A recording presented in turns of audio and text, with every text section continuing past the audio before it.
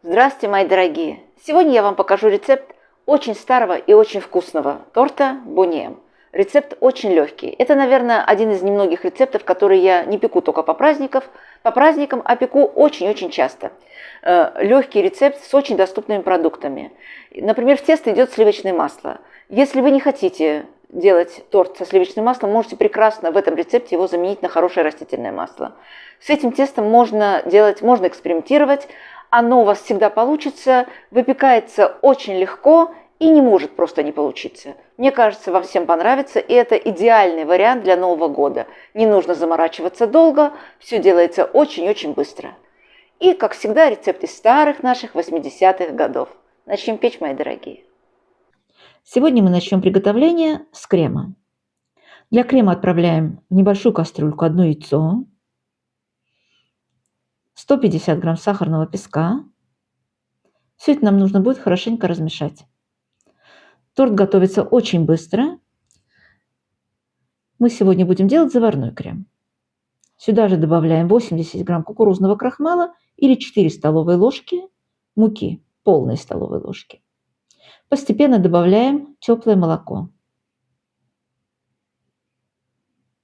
Размешиваем все хорошенько. Комочков с кукурузным крахмалом обычно никогда не бывает.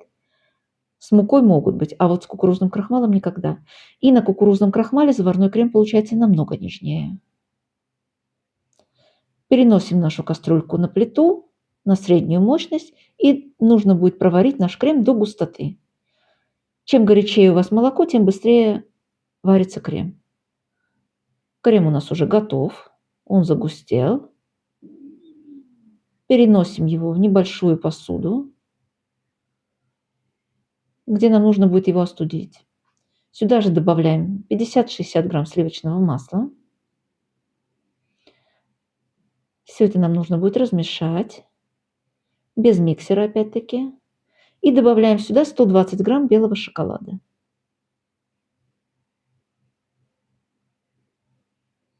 Крем должен быть горячий, шоколад тут же у нас тает.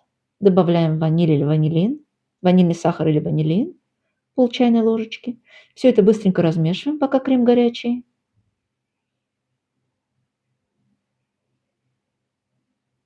Крем у нас уже готов. За счет того, что в крем входит белый шоколад, он получается по вкусу очень похож на крем-пломбир, хотя без использования сливок.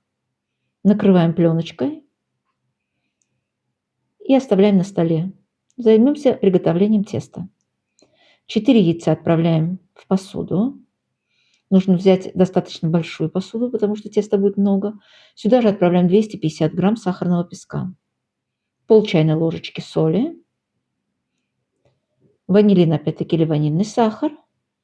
И начинаем взбивать. Все это вы можете сделать и без миксера, потому что яйца нам не нужно будет взбивать ни до белой пены, ни до чего. Нам нужно будет просто хорошенько соединить яйца и сахар. Видите, до какого состояния? Можно это все сделать венчиком. Сюда же добавляем 350 мл кефира, 150 грамм сливочного масла растопленного или маргарина. Можно даже добавить любое хорошее растительное масло. Если у вас нет сливочного масла на данный момент, сюда же добавляем 400 грамм муки. Сегодня у меня мука не просеянная, поэтому я ее просеиваю сейчас. Ровно 400 грамм. Духовку включаем разогреваться. 50 грамм какао. Какао не сладкое. У меня хорошее какао, голландское. Если у вас вы видите, что какао немножко светлее, добавьте чуть-чуть больше. Теперь добавляем соду. В тесто идет 2 чайные ложки соды. Я не ошиблась, 2 чайные ложки соды и 1 чайная ложка разрыхлителя. Не бойтесь, запаха ни соды, ни разрыхлителя абсолютно в тесте не будет. Не чувствуется, но это именно такой рецепт. Все это хорошенько перемешиваем. Тесто получается у нас достаточно крутое. Духовку мы уже включили, она у нас разогревается на 180 градусов. Посмотрите, какое тесто у нас получилось. Густое-густое, не бойтесь. Сейчас оно у нас станет такое, как нам нужно. 1 чайная ложка растворимого кофе. Заливаем кипятком, 200 мл кипятка. Хорошенько перемешиваем. И вот такое горячее кофе мы тут же вливаем в тесто. Перемешиваем аккуратненько. Поэтому я вам сказала, что форма, в чем будем делать тесто, нам нужна большая. Вот такое тесто у нас получилось. И сейчас нам нужно будет испечь 3 коржа. Форма у меня 26 сантиметров в диаметре. На дно я постелила бумагу, и тесто буду распределять половником. Сегодня я вам решила так показать. Приблизительно 7 половников на каждую форму уходит, на каждый корж. Приблизительно 400 грамм. Это 400-420 грамм. Если вам удобнее, разделите по граммам. Распределяем равномерно тесто по форме и отправляем выпекаться. Тесто выпекается 15-18 минут. Корж у нас уже готов. Можно даже проверить, выпекался он или нет, даже без шпажечки, просто-напросто надавив пальчиком на корж. Коржи получаются очень влажные и очень-очень нежные. Аккуратненько переносим его на решетку, снимаем форму с бумагой, и прямо на этой же бумаге будем выпекать и второй корж. Таким же образом нам нужно будет выпечь и второй, и третий корж. Точно так же распределяем тесто. Как вы поняли, торт недорогой, но получается очень большой и очень вкусный. Коржи у меня уже остыли, я их выпекла. Все коржи у нас испеклись. И теперь мы просто-напросто, нам нужно будет срезать, даже не шапочку, а вот так тоненько-тоненько верхний слой мы снимаем. Если у вас получилась шапочка, ничего страшного. Посмотрите, какой корж у нас получается пористый и очень-очень мягкий и влажный. Нам не нужна никакая пропитка сегодня. Вот эти кусочки, которые мы срезали сверху, нам нужно будет сделать крошку. Я уверена, что этот торт получится у всех. Даже те, кто никогда в жизни не занимался выпечкой, он у вас получится. Крем можете вот на этом этапе немножко пробить миксером, а можете просто венчиком размешать хорошенько. Я его в холодильник сегодня не положила, не успела. Начинаем собирать торт. Никакой пропитки нам не нужно. Приблизительно весь крем разделяем на 3 части. Зрительно, не обязательно, чтобы это было одинаково, конечно. Распределяем равномерно.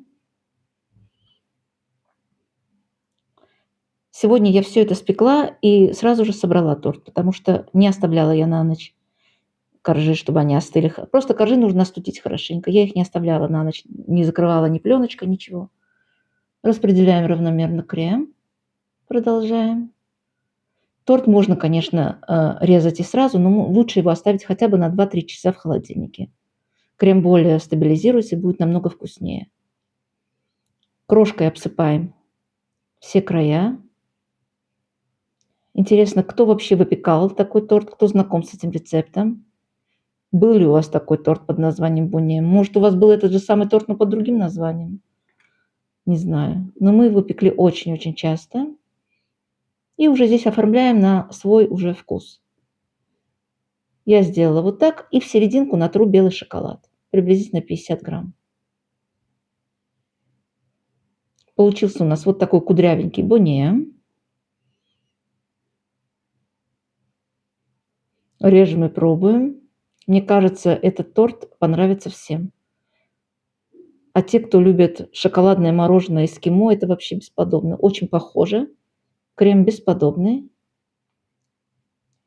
Вот такой торт у нас получается в разрезе. Совсем-совсем несложный, недорогой, но очень вкусный. Попробуйте, мои дорогие, мне кажется, вам всем понравится. Он мягкий. Буквально 2 часа я его подержала в холодильнике. Посмотрите, как он мягкий. Коржи не требуется, не нужна ни пропитка, ничего. Они получаются вот такие влажные-влажные и вкусные. Ну что, мои дорогие, заваривайте чай, пейте чай, угощайтесь сами и угощайте своих близких. Очень вкусный торт. Готовимся к новогодним праздникам. Всех поздравляю с наступающими праздниками. Пока-пока. Всех люблю. До новых встреч!